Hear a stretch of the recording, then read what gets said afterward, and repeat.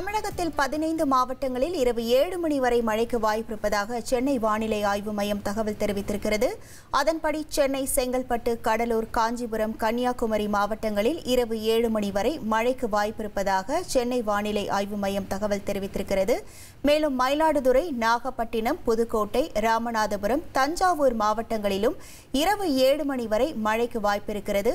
திருவள்ளூர், திருவாரூர், தூத்துக்குடி, திருநெல்வேலி மற்றும் விழுப்புரம் மாவட்டங்களில் இரவு 7 மணி வரை மழைக்கு வாய்ப்பிருப்பதாக சென்னை வானிலை ஆய்வு மையம் தகவல் தெரிவித்திருக்கிறது.